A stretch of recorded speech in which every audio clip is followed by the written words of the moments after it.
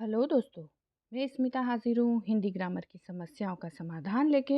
आज मैं लेकर आई हूँ उपमेय उपमा अलंकार और भ्रांतिमान अलंकार। सर्वप्रथम हम देखते हैं उपमेय उपमा अलंकार। इसे देखने के पहले आप मेरे चैनल को लाइक और सब्सक्राइब कीजिए, बेल आइकन दबाइए तथा कमेंट बॉक्स में कमेंट कीजिए। सर्वप्रथम है उपमेय उपमा अलंकार। जब उपमेय तथा उपमान को परस्पर उपमान तथा उपमेय बनाने की कोशिश की जाती है और उपमेय तथा उपमान की एक दूसरे से उपमा दी जाती है तो वहाँ उपमेय उपमा अलंकार होता है। इससे और आसान और स्पष्ट करने के लिए मैं आपको एक उदाहरण से समझाती हूँ। तो मुख सोहत है ससी, सो अरु सोहत है ससी तो मुख जैसो। यहाँ पर है तो मुख सोहत है ससी सो, यानी कि मुख सोहत है, मुख बहुत अच्छा लग रहा है, किसके जैसा? शशि यानी चंद्र के जैसा। और अगली पंक्ति में है अरु सोहत है शशि तो मुख जैसो। अरे बहुत अच्छा लग रहा है चंद्र सा मुख। यहाँ पर बोला है मुख चंद्र सा लग रहा है और अगली पंक्ति में बोल रहे हैं चंद्रमा मुख जैसा लग रहा है। तो यहाँ पर उपमान और उपमेय को क्रमशः उपमेय और उपमान में बदल दिया गया है। ये इसलिए यह उपमेय उपमा अलंकार का स्पष्ट उदाहरण है। इसमें क्या होता है, दो उपमाएं एक साथ है। यहाँ पर मुख और शशि, इसमें मुख को शशि से उपमा की गई है, यहाँ पर शशि से मुख की उपमा की गई है।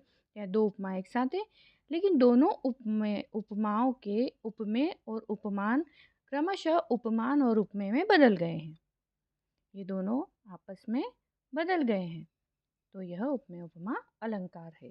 इस प्रकार का कहीं भी उदाहरण में, कहीं भी किसी भी पंक्ति में हमें उपमेय और उपमान क्रमशः आपस में बदलते हुए नजर आए, मतलब कि वह उपमेय उपमा अलंकार होता है। अब हम देखते हैं भ्रांतिमान अलंकार। भ्रांतिमान अलंकार यह वह अलंकार है जिसमें उपमेय और उपमान का भ्रम उत्पन्न हो जाता है।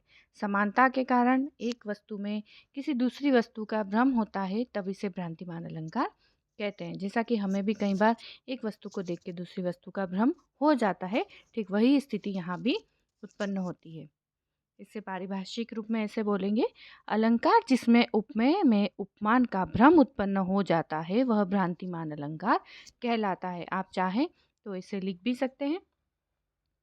जब कोई वस्तु को देखकर उसके समान गुणों या विशेषताओं वाले किसी अन्य पदार्थ का रूप मान लेते हैं, तब हम वहाँ पर भ्रांतिमान अलंकार होता है। हमें एक जैसी दिखने वाली कोई दूसरी वस्तु होती है, पहली वस्तु के जैसी ही, वही गुण वही विशेषताओं को लिए, तभी हमारे मन में भ्रांति उत्पन्न होती है। सेम वही स्थिति काव्य रचनाओं में भी होती है। इसे हम उदाहरण से समझेंगे। ओस बिंदु चुग रही हंसिनी मोती उसको जान, यानी कि हंसिनी क्या कर रही है? मोती चुग रही है। मोती को चुग तो रही है पर वह मोती नहीं है, उसको मोती का भ्रम हो गया है। कैसे?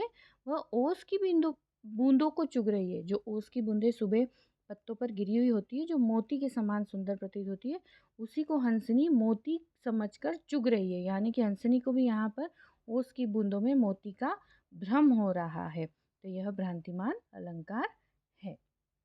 अगला है बादल काले काले केशों को देख निराले, नाचा करते हैं हरदम पालतू मोर मतवाले।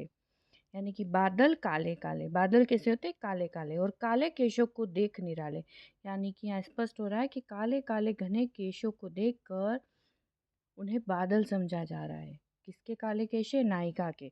और इन्हें काले केशों को बादल कौन समझ रहा है? पालतू मोर। यहाँ पर जो पालतू मोर है वो काले काले घने केशों को काले काले घने बादल समझकर मतवाले होकर नाच रहे हैं। यानी कि यहाँ भी मोरों को केशों के अंदर बादल का भ्रम हो रहा है, अतः यह भ्रांतिमान अलंकार की स्थिति बन रही है।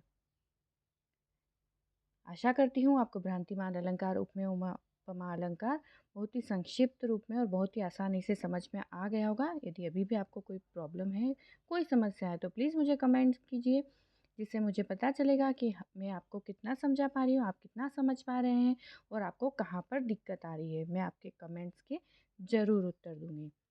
इसी के साथ इजाज़त चाहती हूँ। धन्यवाद। नमस्कार।